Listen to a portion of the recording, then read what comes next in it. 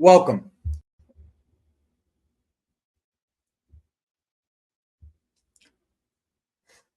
Welcome. And welcome to the show. I am your host, Joey Wobbs, and this is Mr. Link.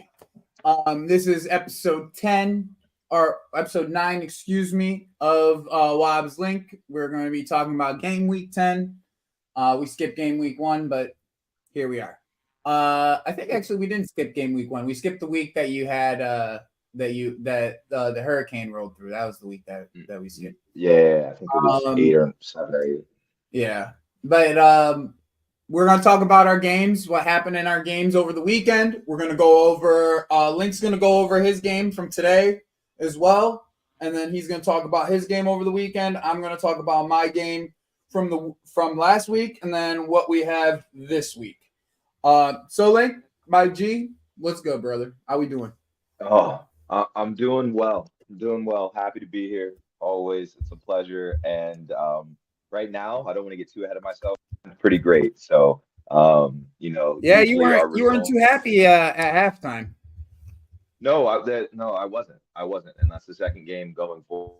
In a great mood now that we won. But I had so much hate at halftime, and I think it's a little biased. I will say that just because of my. But we look like shit, and this is the second game in a row that we've had bad first halves. And I'm trying. It's difficult, but I'm trying to figure out if I want to be upset that it's happening or understand that may be part of our tactics and that we're just trying to hold out and see what we do and attack us with. So I think he had just made adjustments in the end. Like, yeah, he makes really good adjustments. Yeah. He makes really good I didn't get to watch all of your game, but like that's just how it seems when. All right, so the way that I've described it, okay, is he has the handbrake on. Like throughout the game, he has the handbrake on, right?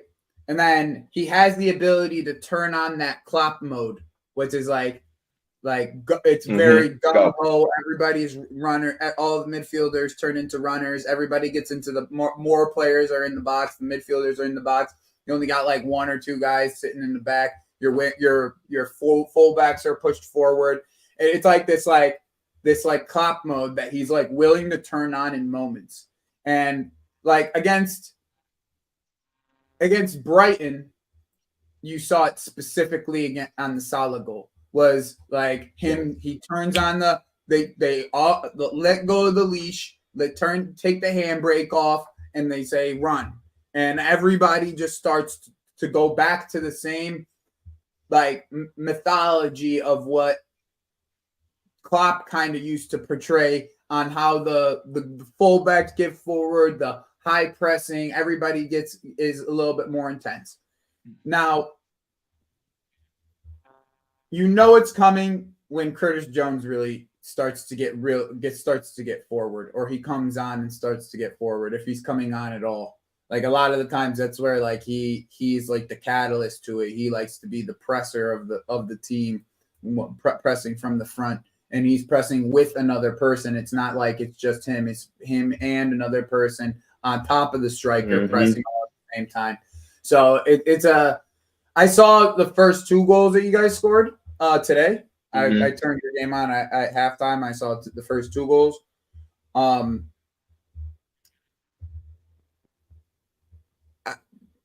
I don't know if it's. I want to give you guys your credit for the goals, but man, were they poor in that they came out so flat in that second half.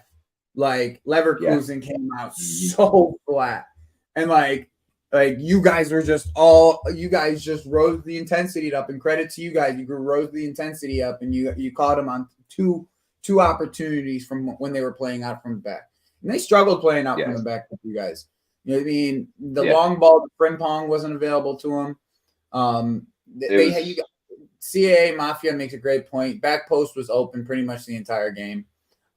Exactly. It was just like a matter of time of. It's interesting how every time one of your left wingers comes off the bench, they do something, and the one that starts does nothing. It doesn't matter who it is. If it's Well, like Diaz starts, Diaz does nothing, but then when he comes on from off the bench, he's a game changer. Gakpo, the same idea, and I feel like that's where they started together. What? They started together Today, yeah, but I'm talking about in other games. It's like it like Diaz, like it felt like until the subs came in, Diaz was marked out of the game. Gakpo was being defended really well. Like and then a sub comes on, which normally, if you know football, if you've played football, when subs come on, they come on with adjustments for the game. Like they don't come on with nothing to say. Most of the times they're coming on to tell us on the field what we should be changing. So it's like tactical. Like it just seems like that's the case more and more with you guys. That like he keeps on making the right adjustment. Like consistently, he keeps on making the right adjustment. And I praise Maresca for it because Maresca's done really well with it, but in moments where as of right now, outside of Forrest, he's been perfect with his adjustments. So like credit to the guy. Credit to the guy, man. Yeah. Credit to the guy. He's been managing games fantastically. Like very poised manager. You can't ask for more of a. He looks like a Liverpool manager. He acts like a Liverpool manager. He gives you that sense of like. It's like a security behind it. They don't like you guys don't really like change managers too often. So there's like a sense of security. Like, oh, this is our guy. You know, he's our guy, and he's going to be the guy moving forward. So credit to you guys. I want you to talk about the Brighton game a bit, and then we can move on to next week. Well, I mean, you touched on it briefly. We'll pause. But the Brighton game was very similar to the Leverkusen game in the sense of the first half, us not looking great, and you have and how they move and how they play. I know last week we were talking, and I was talking crazy about their 3-1-6. I was surprised at how well they were able to play through us, but also on the other hand, we played so badly that it made sense that happened. We're in this position where. By the way, if anybody didn't notice, if you press Xhaka out the game, they can't do anything. Who? If you press Xhaka out the game, if you press Xhaka out the game for them, if you just man mark them, right? If you just man mark them and you have a guy on him when they're trying to build up, they can't do anything. Yeah, because if Xhaka can't get the ball, they can't progress the ball without him. Yeah, if Xhaka can't get the ball, then Wirtz can't get the ball in the right spots, and it ruins everything. Well, they can't play through the middle without Xhaka. Is the problem. Yeah. But continue. I didn't mean to interrupt you on that. No, you're good. They played very well. They played very well in the first half. I think that's they come out with intensity, try to get up. I think we weathered the storm. And in the last 10, 15 minutes, they should have got a second on you too. That's the problem. They should have had a second, and they couldn't get that second. Yeah. But they also made a good save on Nunes. I was so proud of my boy for his Brighton performance. They made in the first half. I was excited to see that from him. Just calmness and not just confidence as a striker, but confidence in what I feel like some people don't understand. Confidence is different for everyone, and it could be one thing actually striking the ball, putting on net, but having confidence in the actions you're doing, and that you're actually like playing well, as a part of the squad and not against it. But regardless, we didn't look great there. Back to what you said about the Leverkusen game, Slot makes a lot of second half adjustments. The coaching team at Liverpool video analysis, and we just signed his old coach from PSV. So I feel like that only shows that what we're looking at pre-game and during game is just for adjustments and finding out how we can capitalize. I think that's why our squad matches up so well with what he wants to do. Because though our numbers aren't the deepest, we have a lot of versatile attackers. And we have a lot of different ways we can attack you depending on the lineups we have out. I say that, but to go to the negative, McAllister. McAllister. I don't know if he's hurt, he's burnt out. I don't I know if don't it's know, both. bro. I don't know about that He one. needs a rest. That's the one that He I needs a and rest, Curtis bro. Jones, credit to him, right? Like he's doing this thing, but like it ticks better when McAllister's playing well, and It tastes he better can't for seem to sure. catch back to that. Like I don't know if you might be right. He might be injured, bro. Like he might be. It's like He might be injured. yeah, because his timing is off too. Like he's getting okay, he's not the most mobile on defensive, presence. So I understand that. But his passing is now being affected by whatever is affecting him because the first time passes that he usually does to get our attack going. He looked The like he got nice a hip crisp passes. injury against Brighton. He's had a after injury for some time and he's been playing through it. I don't know if it's hip or adductor or Here's the both. thing, right? Here's the thing. You guys could win everything. Okay? Could. You guys have the capabilities of winning everything. All right? Do you do enough in January to allow yourself to be able to do so? Is the real question. That's the real question. Because most of us know that December period, right? Where there's sometimes 3 games a week, it's rough in that December period, right? And especially like then afterwards, you still got Champions League. You're going to be playing that 2 game a week period throughout that time. Mm-hmm. If you don't get deeper with who you have right now, I just wonder how long they can hold up.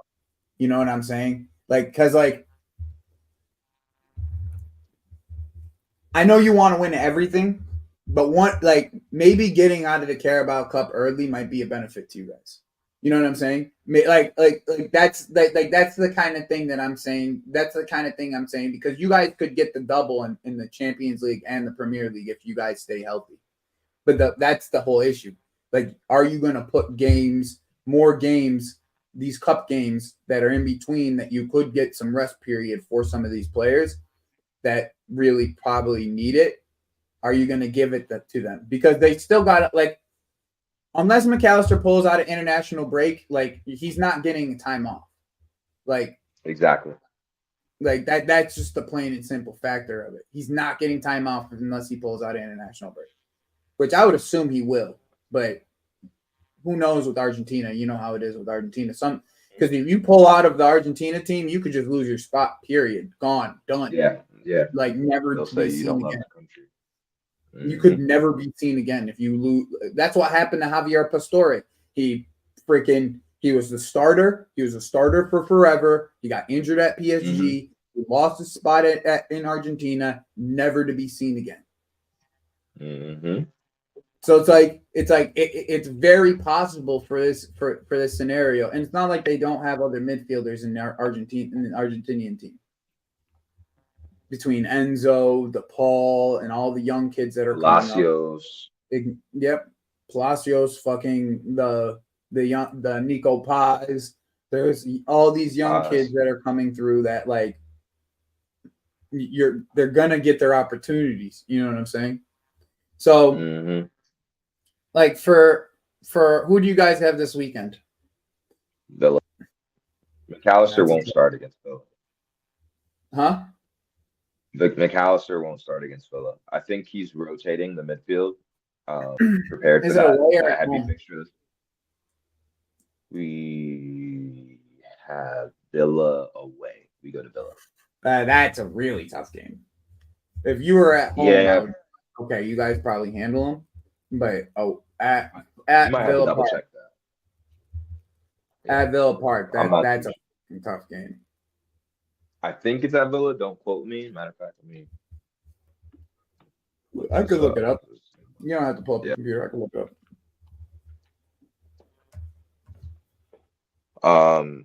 Yeah, but back to the Brighton game. It was people City's mentality. We scored the first, and they actually posted a video of they just showed the full clip from the first goal to the second. It was like you think that Slot has mastered the switch that you were referring to when we started. I think the Brighton game, Anfield turned that switch on. That was just pure Anfield. I Well, I think mean, the I'm not next gonna step lie for to you, Slot is bro. mastering that Anfield switch. gave you guys the dub against us. Yeah. Because, like, let's be real. If it wasn't for Anfield, you guys, if it was on a neutral site, both those penalties are We don't called. get some of those calls. Yeah, we don't Both get the some of those penalties are calls. called, though. Both of them are called. Like Jaden's Oh, would be called, and oh, yours would be called. You know what I'm oh, saying? okay. Yeah. Like then it's Yeah. 2-2. It's a draw. You don't win the game. You know what I'm saying? Like Anfield is a huge power for you guys, and like Yeah. that's why I'm thinking to myself, like, and this is like not for nothing, bro. Well, the way that the fixtures line up for you guys this week, yeah, it's away at Villa. This is like Yeah. as much of a must win for you guys as possible because we play Arsenal. We play Arsenal, and City's and City on crutch right now playing and Brighton. they go to Brighton. Yeah, and they go to They go Brighton. to Brighton. So you get that dub. Let's say we win, and then let's say we win, right? Like Chelsea beats Arsenal, or even a draw, right? And City lose. You could go 10 points ahead. 4 9, 5 and 10. Yeah. Yeah. Yeah. This is the big question mark ahead is because the fear I have wasn't necessarily what we were seeing on the field. I know we were down, but it was the MO of Liverpool dropping points when they're gifted to us. And the sense, for years, we've always made the job harder than it needs to be. So I was scared of that with Brighton, and that's my fear going into the Villa game. We do have an opportunity to increase the gap. I'm just afraid that we won't take it full advantage of it. So that's Villa. I can see us going down against Villa and having to tie the game up on the last minute equalizer. That's what I don't want. Really? If we're at Villa, for whatever reasons, we could have rotation. To be honest, this is like a little bit of a trap game for you guys, just because, like, yeah. I feel like you're gonna have to rotate, like, especially the way that you guys the setup that you guys. You rotated today. I mean, in the back line though, outside of Simic. Yeah, we won't. The center backs aren't getting rotated. That's just So. See, that's where I'm like, okay. And I know Joe Gomez came on and played well. And Konate's out right now, right? Konate's still out? No, he played today? No, he played today. It was he had like a bone bruise on his wrist. Okay. Yeah, so Konate's fine. And Villa has to win too. Or they drop to 9th. Yeah, so it's a must win for Villa. It's a must win for us keeping ourselves, not in terms of narratives, but keeping the pack a good enough distance away, because we're gonna drop points. Everyone drop points. Make sure you have enough cushion when you do drop points. And we have that in Arsenal. We don't have that on City yet. So that's my fear about that game. Yeah, I would be worried about that game too. I could see and Morgan Rogers. Yeah, and Morgan Rogers will be a real test for Gravenberch. Who's next to him? That's Morgan Rogers is physical. I think you guys do the same thing you did with Palmer with Morgan Rogers. You mark him out with You mark him out with Curtis, and then you have Gravenberch's help. That's how you do it. The same thing you did with Palmer, you do with Rogers. They're best friends, by the way, if you didn't know that. Rogers and Palmer. Yeah. No, well, I know. That's where Palmer got his celebration. Celebration from, yeah. Yeah, he just Palmer was just cooking. But let's talk about us real quick. Yeah. So talk about Manchester United versus Chelsea. I was very disappointed in our performance. Okay, like I was just extremely disappointed in our performance overall. And I'm starting to see some patterns in the way that our the problems that we're starting to have and build up. But I've called these problems from the beginning, from like during the transfer window when I was doing shows with Ahmed every single day, and even after when I was doing them solo.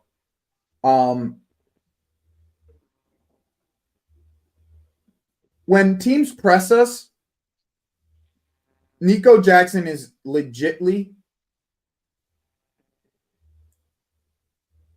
he's too one-dimensional.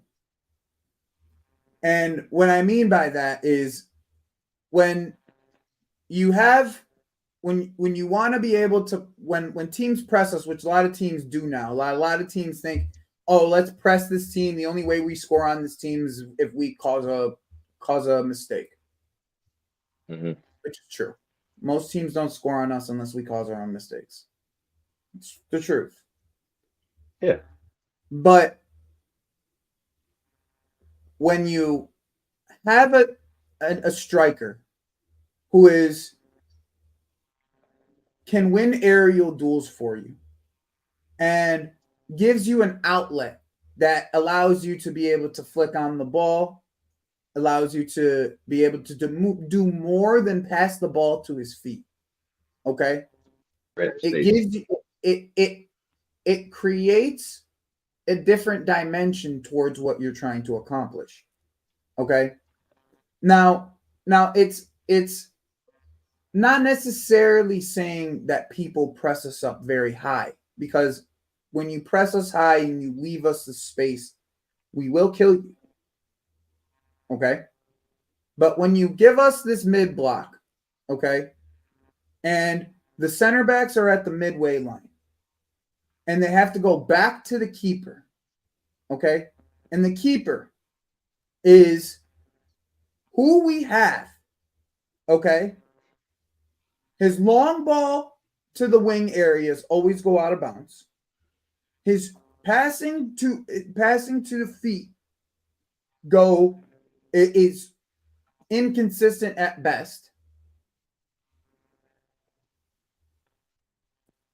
And if you have a striker who you can, let's say Samu Amaridian, okay? We don't even have to do Victor Osimhen. Let's say Samu Amaridian, who was someone we were supposed to have. He at least can create second ball opportunities for you, where it's at least a wrestling match in the air with a Van Dijk. It's a wrestling match in the air with fucking whoever, with De Ligt. And De Ligt made Jackson look like he was pedestrian. And I know he's not, but if you roughhouse him, he gets frustrated, he gets hot-headed, and he doesn't play as well. In the game, there has been something that I've noticed since the Liverpool game. Okay? When Palmer comes and picks up the ball, and he comes in when he comes and picks up the ball and picks the ball deep, nobody likes it. Okay? Everybody, oh, why is Palmer picking up the ball so deep? We shouldn't need him in build-up. We have Romeo Lavia and Caicedo. Well, a lot of the times, what ends up happening, when it's Enzo at least, the ball goes wide very quickly. And that's the key. It goes wide quickly. With Lavia, for some reason, he will not hit the switch. He will make a turn. It'll look neat as fuck. Madueke's on the run, and he gets ignored. It's like, we need to get the ball out to our wingers quickly, and we decide every single time not to do so. And so what tends to happen, we get stuck in buildup between the center backs and the midfield, and Palmer comes back to try to progress the ball. When that happens, whoever is near him, they they follow him nearly every single time. If the ball is, especially, think about it this way. They foul Palmer as long as he's anywhere. As long as it's anywhere that's not near the box, he'll pick up the ball within and they'll 40 foul. yards. Yeah. They'll foul. Okay, like what are we saying? They'll just sit there and they'll foul him as long as he's anywhere not near the box. Because Correct. He's too dangerous if you do allow him to pick up the ball and pick up his head. But most times he's touching the ball and he's falling to his face because someone's pushing him from behind.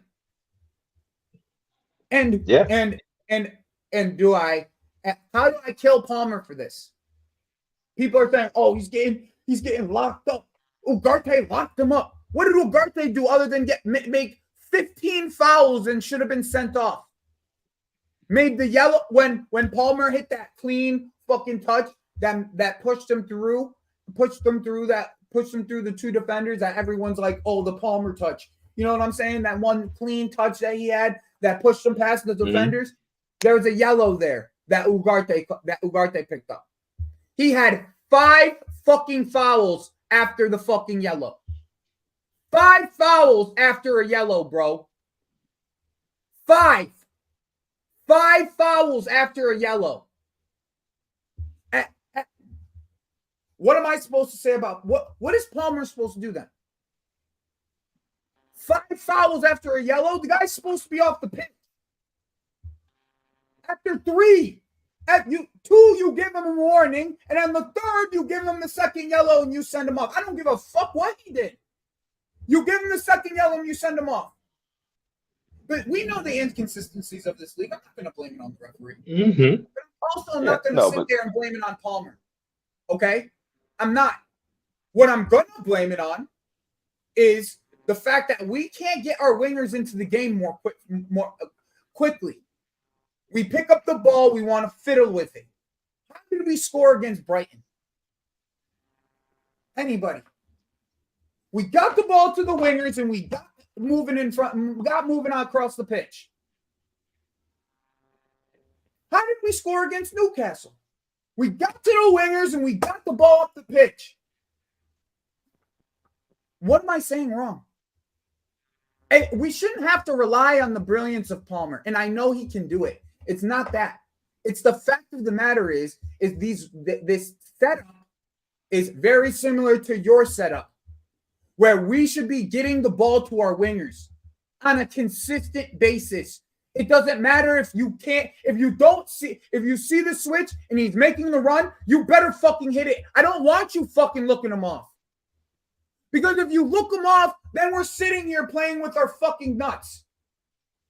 We're playing with our nuts. And then what happens? Something fucking happens where you end up getting countered. What was that? Rasmus Højlund on Sanchez.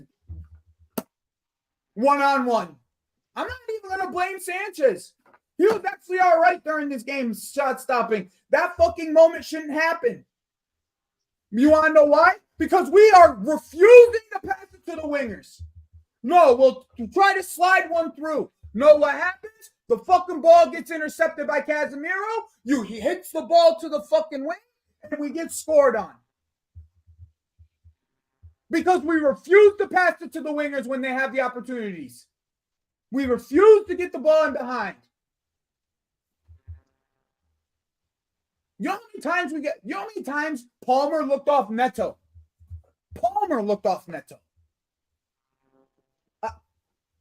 Why is Lavia not making the switch pass? It's open every time.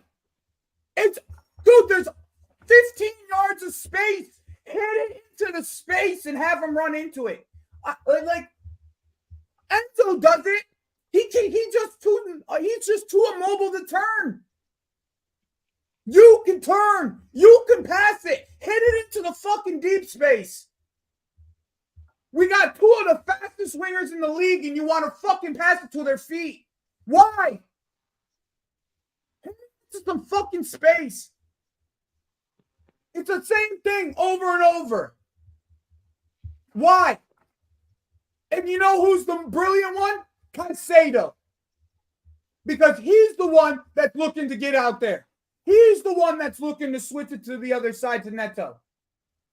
But why is Lavia not? He has the ability. There's no doubt about it. I know he can do it.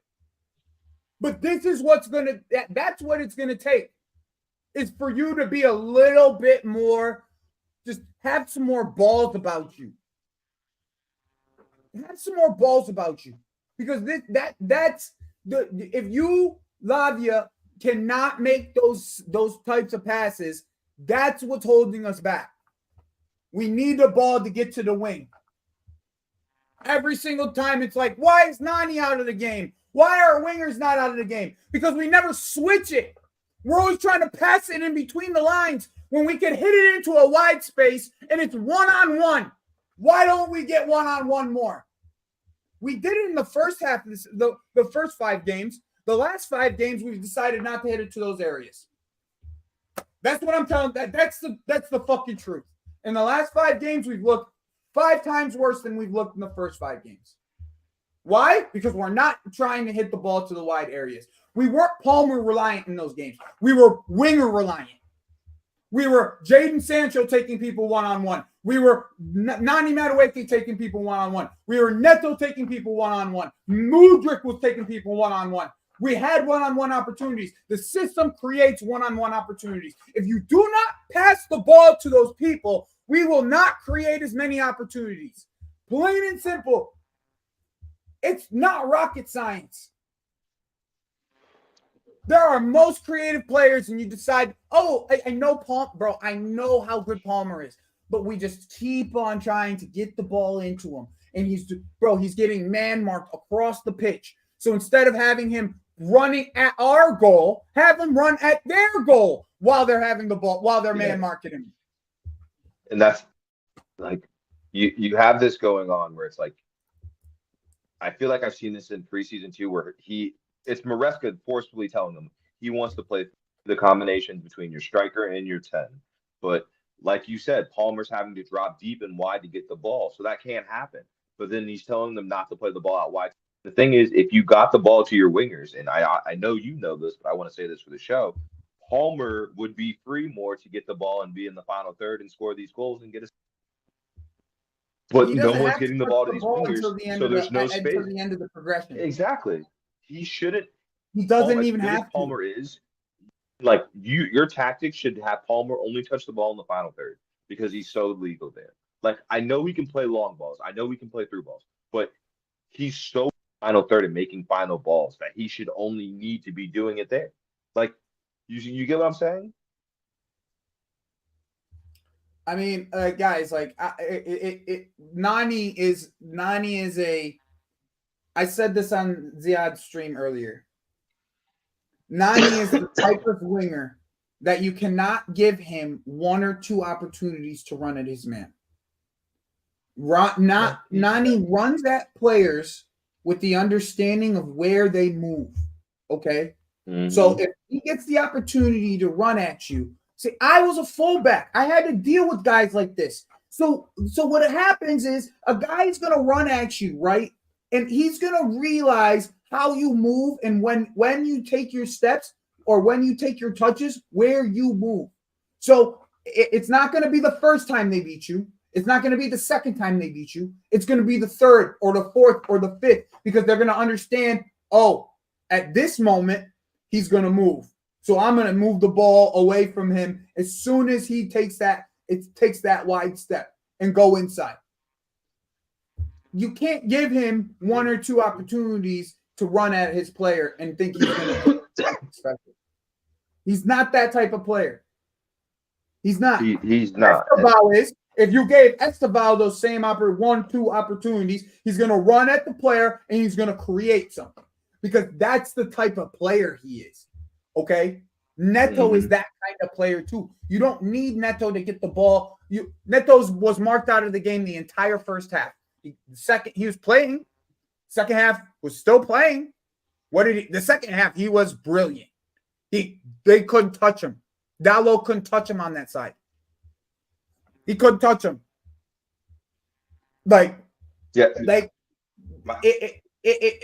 He's. You guys are asking players to do things that they aren't. They don't have the capabilities of doing.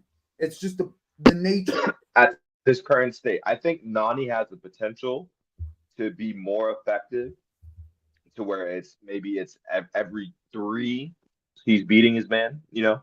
But I think for Nani, he he tries to figure out which foot they're going to give him, and some, but then they're not giving him the ball enough to figure out that decision. So like I get your point, because like with Robertson, he didn't touch the ball again in those positions at least. So I hear what you're saying with Madueke, but he's not effective enough, or not effective, efficient is the word. He's not efficient enough in his choices to warrant him demanding that starting spot and to warrant the team looking for Nani in the final third. Like Cole will play the right pass, but there's a pecking order. When you get to the final third, you're looking at Palmer. That's it. Like if we're being honest about Chelsea right now, I still think we could put the nail in the coffin on Arsenal. I still think they. Here's the thing, right? Here's why I say this. I think he's going to force Rice and Odegaard to play. Oh, they're playing against you because Rice didn't fly. Yeah, Rice didn't fly today. That's okay. I want them to play. I want them. No, that's what I'm saying. Yeah. No, yeah, I'm not. I think that's to our benefit. Rice will play. I think that's to our benefit. It is because they're not going to have if they're going to man mark a guy, they're going to have Rice man mark Palmer around the pitch with him injured. Okay. This is the fear you have is Arteta being forced into playing his best midfield. If Partey, Marino, Odegaard type of chemistry in this game tomorrow, then you'll be in trouble. That's the only way I see you being in trouble. Because if he does Partey, Marino, Odegaard, that's their best midfield. And Odegaard can't play. I don't doubt Odegaard plays more than 60. Yeah, and if he does, that's what I'm saying. And if he does, then we know what's going on. I'm telling you. I'm telling you. Yeah, I have a good feeling about this one. I have a weird feeling about this one because I was very strongly felt about that Man U game, but if we turned it up a half notch, we win that fucking game. If we turned it up a half notch, we win that game. We didn't even get out of first fucking gear in that game, bro. We didn't get out of first gear. Now, will Arsenal do the same thing? Probably. They'll probably hack the fuck out of Palmer the entire game. They'll probably have either Firmino or fucking Rice hack the fuck out of Palmer the entire game. If Jorginho starts to just get it to our wingers, we can win this football game. That's the thing. Like, what do you think that you're? I don't know what the injury standpoint is for Arsenal, but say Timber and Calafiori start at outside back. It's not going to be Calafiori. It's going to be White. So, okay, that's fine. Timber and White. You think your wingers are going to be able to handle them consistently throughout the game to give you that chance? I have zero doubt Neto can. Zero doubt. Is Neto against White or Neto against either? It could be Neto against whoever the fuck you want in that white area. I don't think Neto's getting. It could be Neto against all 8 of their fullbacks. That's how I'm there's happy not for one you of those that fullbacks that I'd be like, all right, Neto. I'm happy that you feel that way, but I'm taking Timber over Neto as far as that matchup 1v1. So I can't wait to see it. Okay. To be honest. Okay. I can't wait to see it. Because Timber did so well last week. But did anyone on Arsenal do well last week? No, he was awful. He got cooked, bro. He got cooked. Played bad for Arsenal last week. We'll see. Yeah, so that could be another thing. But also, that's just my opinion. I'm happy to be wrong about it. It's just my opinion. But, so go ahead. Like I take Neto I'll take Neto over any of the 7 fullbacks they got. Any of them. Doesn't matter which one they have. I'll take any of them. Madueke Madueke is my issue. But, dude, Madueke, he has no problem getting back in defending. That's the thing right now. He is doing the dirty work. That's more than I could say for Mudryk or Jaden. That's all I can say. I hear you, Phineas. Yeah, and so my next thing is you have the potential to be able to play through anyone, but there has been a kind of a kink in the armor with your ability. You guys are fast, but you aren't necessarily strong, in my opinion. And then if they do have strength, and no, in your general, like Arsenal's not going to be able to play through you Sunday or Saturday. I feel like they're going to try and make it a fist fight and just try and beat you up. Yeah, I mean, but we can. I mean, that's kind of how Newcastle played us in the first game. We handled it just fine. Okay. Like, I mean, and to me, that's probably a more physical midfield than what Arsenal has, if you want my honest opinion. I know Arsenal tried to do the fake aggressive thing, and I feel like this would be the perfect game to do it because, like, they're mid, especially Odegaard not. We stop them on set pieces, bro. If we can stop them on set pieces, we have a really good chance of beating them this game. That's all I'm gonna say. If we can stop them on set pieces, we can have a really good chance of beating them in this game. I hear that. I think Phineas said something about how do you feel about Saka on the left back will be? Because I know it's. I'm wondering. Well, I don't know. I really don't. I won't know until Thursday. I won't know until Thursday. Fair enough. Like whoever he puts out on Thursday will give me an understanding of who's going to play on Sunday or Saturday. I feel Reece James is a must start, so I feel like it's either or. So you say that for the Thursday. Is that because you're wondering what he's doing with Cucurella? Because we haven't seen him play lately. Because he's played Gusto and Reece James on the pitch at the same time. Yeah. So I need to understand. Okay, I need to understand. Does he play Gusto on Thursday? And if he does, that means Cucurella starts. With this guy at this current moment in that position, I can't read him. Okay. So that's just what it is. Yeah, I have another question that you're probably not going to have an answer for.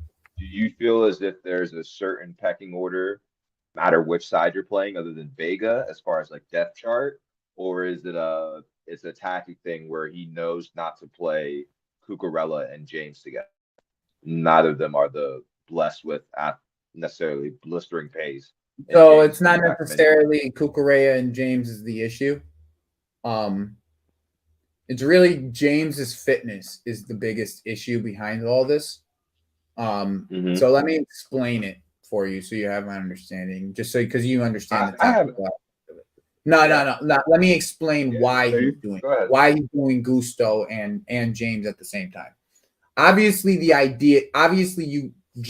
if James is available, he's undroppable. Okay, so we can get that out of the way, right?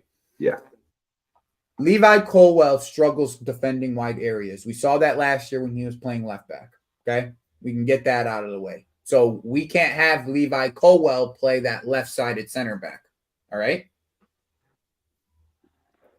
Then he plays on the right. No, he plays left side. But he moves into the middle. Keep going. He moves into the middle when Reece James is playing left back. Same thing with Cucurella. If Cucurella is playing left back and he's the one that's sitting, and the right back is the one that goes forward and inverts, then, Reece James, that position of the invert gets all the way up the pitch. I mean, there was points in the game against you, Gusto was up at the 10. You know what I'm saying? Yeah. So that's a very taxing position on someone's legs, and especially a player who just came back from a large injury like Reece did. Yeah. Gusto has the legs to be able to do it. Cucurella obviously has the legs to be able to do it. He did it the entire Euros. Like we saw him, that was the position. He was up in those areas the entire Euros. Okay. Wesley's not good enough on the ball to play in the middle. So now you have this scenario where you need to have Levi play in the middle, Wesley play on that right-hand side, the right back inverts, and then the left side stays back. So then it's a 3.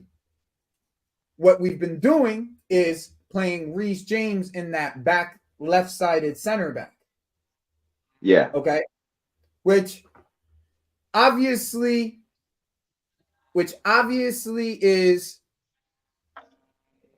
it's not coddling, Phineas. It's load management. That's the best way. It's load management. It's the best way to save his legs. It's exactly. He's saving his. Why hands. would you put him in a tactically taxing? No sense. Like if you know he has bad hamstrings, why put him in a running position? Yeah, exactly. You know? Like, well, at least not yet, right? Mm-hmm. Is the idea. It is like get him going a bit, and then eventually you progress him up the pitch. This, I think was it CAA. Someone said that if James was in the Gusto role, you'd have better attack. I like what James offers you on the role in terms of like progression and calmness on the ball, because and it opens up a different passing angle. If you play that switch to Madueke, or that ball that goes over the top when you guys have the ball in the final third, that looping ball, I feel like you could maximize that. I do appreciate his ability on the ball when you guys have him in that left-sided spot. I get the capabilities of it. I just really want to see Reece back in his advanced areas, because the ability of like you love when Trent can create, right? Like he has that ability to be able to create for us. That's the thing. That's the thing. Is like I don't need him to be whipping balls in at every single I mean, even though I think his cross is probably our best, he's probably one of our best crossers on the team. I was thinking the same thing, actually. So it's it's the chance creation regardless. But like think about he has that ball in the top of the box where Gusto had the ball, where Gusto had it against you. There's 2 shots on target. Easy. Yeah. With him. I agree. Reece James has the X factor. Everyone uses it. Sometimes people overuse it, but Reece James is X factor, and that's something you can't teach or coach. Mm-hmm. Like just about any ball, and I don't want to go over the top, but you know what I'm saying. He can play just about any ball, and he has a good shot on him, and it's not one of those every on target. Most of the time, Reece James is getting good contact on the ball, and one of the things that we haven't seen just because of his fitness is that shot corner of the 18 running onto a ball. Like not wing many back, people can do that. Pure wing back. The wing back strike. Yeah. Danny Alves. Yeah, the Danny Alves. Yeah, like, Danny Alves, corner of the box. Like, yeah. James bombing forward, just hitting a ball clean, flush from the midfield. As a Liverpool fan, I'm glad I don't have to see that, but I understand you missing that. You might see it by the end of the season. That's the thing. You might if healthy, yeah. Because this is a link. Page for page, this is exactly what he did with Ricardo Pereira. Page for page, bro. It's not even page for page. Every single thing that he's done with Reece James so far, he's already done with Ricardo Pereira. And guess what? Ricardo Pereira played 38 games last year under Maresca. He played in the championship, 38 games. And he fucking ended up as that inverted fullback that bombed forward and played in the midfield. But in the beginning of the season, it wasn't the case. So, allow it. That's all I'm going to say. It's like right now, I'm not like, this is my manager, bro. I'm not hating on nothing he's doing. I'm hating on what our players are doing on the pitch, because he's getting it set up correctly to get the system working, and our players aren't moving the ball quick enough, and they're not getting it to the wide areas quick enough. Plain and simple. We're not being risky enough, bro. Like against the bigger teams, we haven't been as risky as we have against everybody else. Even I wouldn't even consider Newcastle in that game. I would say between Man U and Liverpool, because against City, we got the ball to the wingers all the time. Except we just didn't have wingers out there. We had Nkuku out there. Like we didn't, and we had Palmer on the other side. Like we didn't have wingers. Go put wingers out there. Shit, bro. Like I'm telling you, if Mudryk goes in this weekend and continue and scores Thursday again, he's gonna get another chance on the weekend. Because he's playing, improving. Playing exponentially better than what he has been. Exponentially better. The ideas, the outside of the shooting boots, right? Outside of his shooting boots, the ball into the box, the quality of the ball into the box from Mudryk has been fantastic. Nearly every single time he hits the ball. If he's trying to cross that ball, he hits that ball sweet. It goes, and even if he wants to fizz it across the front of the goalie, like wait, is someone saying Reese wasn't the right wing back for 2?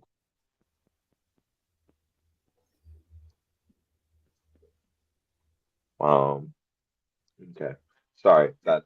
They must be talking correct. about the game. There's certain games Reese played full center back under Tuchel, but it was more at the end of Tuchel rather than in the beginning because we lost Fofana, we lost Christensen and Rudiger that same year. Like,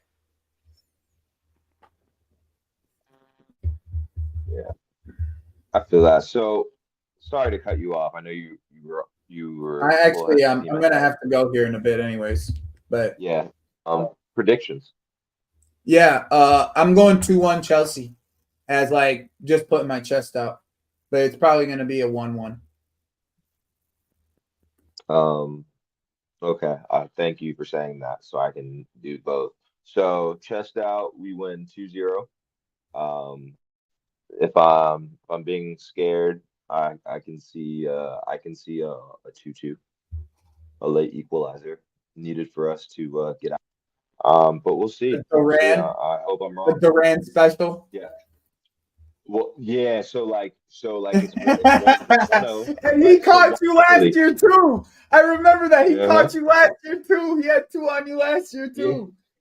Yeah. Oh, So Duran 1-0 for special Watkins could definitely early. be on the cards. We tie it up, right? And then he brings on Duran, and Duran just scores, just hits one, right? And then we need to equalize. He hits one sweet. Yeah, I get you. Because the one thing a player that wants to be known does is he plays up to his competition. A la Gyökeres today. Gyökeres wasn't playing for that transfer. That was a come get. Yo, these guys are talking if about. You want to beat City? Come get me. Penalties, bro. Yeah. Did you? I'm just saying. Okay, he's a good player. Okay, but he's a player that's absolutely filled with confidence. Okay. Yes. So now. Yes, correct. So now, okay, his manager's leaving. Okay, let's see that run of form continue.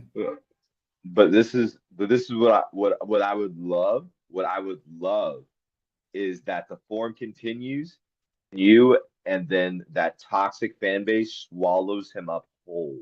No Diddy, and they spit him out. Oh, I would love nothing more for him to get the. Bro, they can't have a third striker, bro. They can't buy a striker 3 years back to back. Stupid enough to do it. 70 million. They spend almost 200 million on strikers. Sell Hoyland. Get 35. Call it. You got a loss. You can just chalk Cirques. You have to be 70 million then, and then go buy Gyökeres. Because in Hmm. Manu's case, you can't afford Gyökeres to go I anywhere think else. Like you want he to know. can't. I think Gyökeres ends up at Barcelona in January. You think in January? I think they pull Is some fucking Lewandowski hurt? injury. Do you think Lewandowski would get benched or Gyökeres until Either in like January or in the Lewandowski summer. comes? I could see it in the summer more closely, but I could definitely see Barcelona trying something in January. That's interesting. I have not even thought about Because that. I think they'll try to sell like Christensen, they'll try to sell Arujo, like both of them. Yeah, And then they'll fund yeah, it by doing that. I think they'll yeah. get like Especially 50 if they can million get Williams.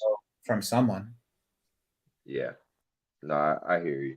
And Oh, if Guy so Perez's one. release clause is 60 and they say, and you know how fucking Barcelona work, they'll fucking Yeah, sneak their way through getting that money through. You know what I'm saying? yeah, of course they will. You know So what I'm my guy saying? Victor So, Boniface, have you been following Victor? You follow Victor. Let me not say stupid things. You follow Victor. So how he doesn't rate the Prem and he would never go there. And today's performance today showed why, because he got bullied for 90 minutes. He was getting bullied off the ball by Trent. So bro, I I love was telling, Victor. bro, I watched that guy. He's so overrated, bro.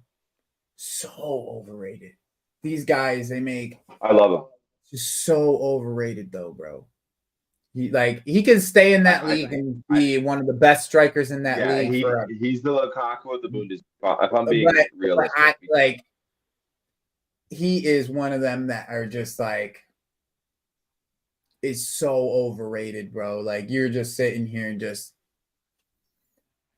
I rate Isak higher than I rate Guy Perez. Now the reason why is if you watch Guy Perez,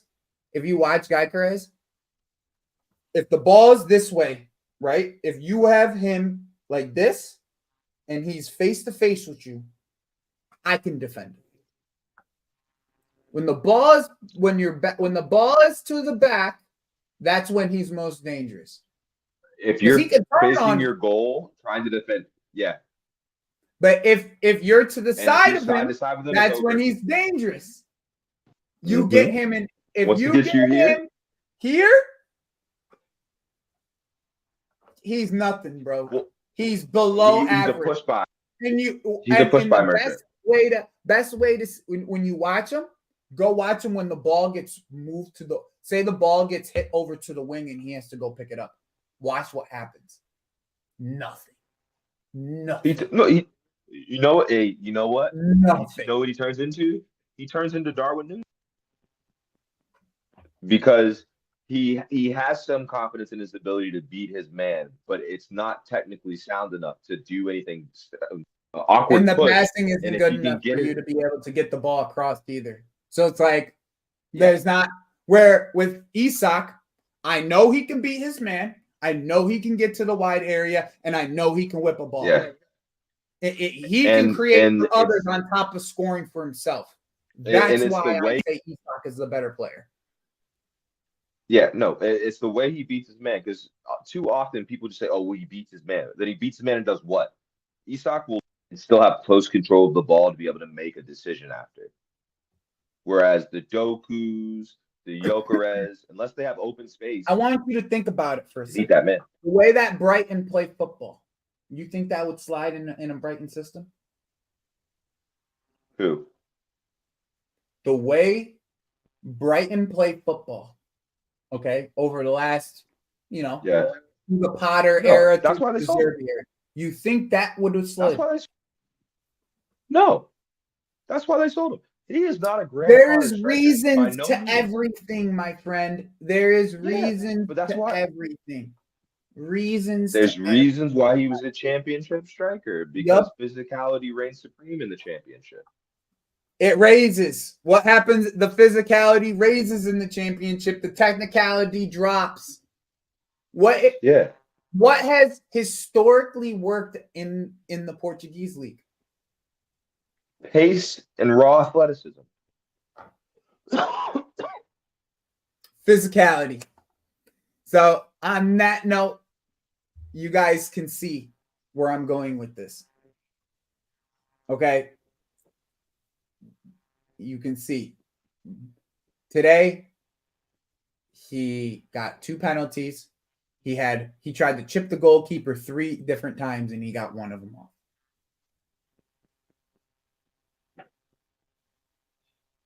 Hey, okay, but that's the guy that you guys he- want to spend $70 million on. Okay, but this is my thing. It can work if you can put play the to his tax- strengths. You can play to his strengths. There's a way to play to his strengths. He's more like Holland than people want to admit, but his hold up play is much better. His hold up play. He is just looks much better because he runs fast. He runs like fashion. People don't realize it. And but no, I agree. He's a physical beast. I'm not gonna get it twisted, but this whole him being like Diego Costa is no. Let's be honest. He's a Scandinavian striker. Diego Costa's they have a type with his technicality. No, yeah. Diego Costa is a technical beast on top of the physicality. Diego Costa used to play on the wing. Atletico used to play him at left wing. He was a physical beast, bro. He was a monster, bro. He was a beast. He was a monster, bro. He didn't start playing professional. He didn't start playing organized football until he was 15. But that was the comp people were giving him, bro. And I was like, bro, hate when people look at a body type and they go, "Yeah, that's the type of player he is." Like what? Yeah. I mean, no, yeah. But listen to this. Gyökeres, Holland, Sorloth. The only is movement. Sorloth might be better on the ball than the other two. You can add Strand Larson on that too. Strand Larson and another one. You know who I forgot? Vlahovic. Like that region produced striker. But once again, it's the profile of striker that you're talking about. Okay. Mm-hmm. It's like, okay, there is the aspect of, and here's the other thing is I do think Manchester United could sell Xerxes to Juventus, like on a quick cheap deal kind of situation, like loan to buy off kind of situation, and you can take them. So I don't think it would be an issue if they really did want to get Victor, like if they did get Gyökeres. I just don't know if his football works against the Evertons of the world, and it doesn't. Because that's the issue. Gyökeres is getting mashed up by Lukaku. Remember, these are the issues we had with Lukaku. Remember? Yeah. And for me, it's like, okay, if he could be more of a link man and get other people involved to score, then he'll be fine. But if he's playing back to goal to score against these bigger opponents, that he's not the size of Holland, guys. No, he's not. He's like 6 foot. He's a stocky. He's 6 foot. Yeah, just maybe a little shorter. Maybe he's probably closer to 5'11". Let me see. I want to look that up. I think look that up. They probably say like 6'2" on when I look it up though. Mm-hmm. Yeah, it does say 6'2". He ain't 6'2". He's 6'1". He ain't even that, bro. I'm gonna be so honest. He's not. Even you think if you let me just. You can look it up.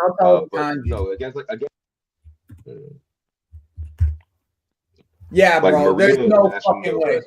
There's no fucking way he's 6'2", bro. There's no fucking way he's 6'2", bro. Bro, Akanji was standing at least 2 inches taller than him. And they have Akanji listed at 6'1". They were standing at least 2 inches taller than him, bro. Yeah. At least 2 inches taller than him. And Akanji was 6'1". There's no way. That's See, funny. This is what I'm saying. It's like It's like I'm cool. And Like, we can get Isak because I know they want to sell Isak this summer. I know that they're going to sell Isak this summer to rebuild. If we can get Isak, I'm cool. I'm cool. Yeah, but this is the thing too. He's not winning aerial duels. Like he's not out battling Gabriel, Van Dyke. I'd like to see what his Maguire. aerial win rate is. I don't think he'll have enough aerial duels to play him in behind. Well, I mean, he'll have plenty of aerial duels, just who he's going up against. Yeah, fair enough. There's like the win rate is. Let's see.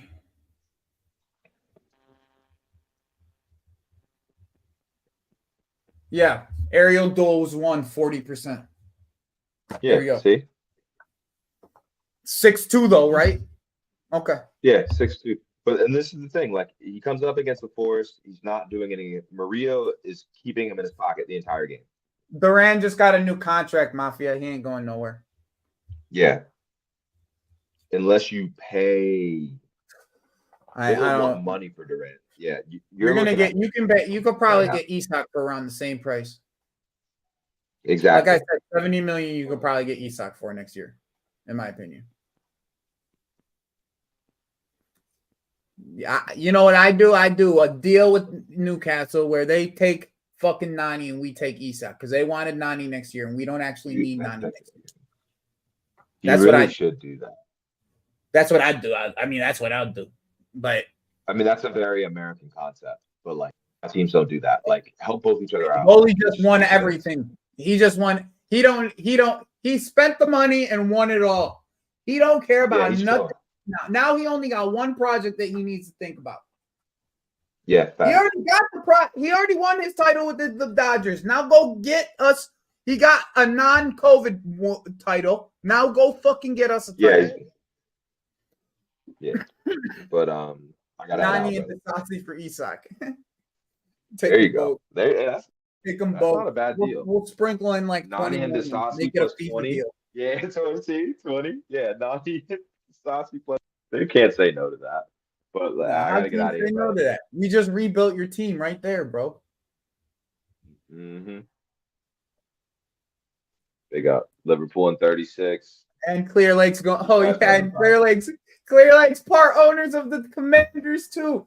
We didn't know where. Fuck you guys. Bye. Go Cowboys. Champions League at least. Anyways, I gotta go pick up my little brother because his car is getting fixed. So, everyone, I hope you guys have a great night. Stay safe. And as always, we leave you with Kobe. How much more do you want from me? More. How much more successful do you want me to be? More successful. How many records can my records break? More records. But I'm the best. But are you a different animal and the same beast? What the does that mean, Kobe Bryant? You're welcome. What the is he talking about?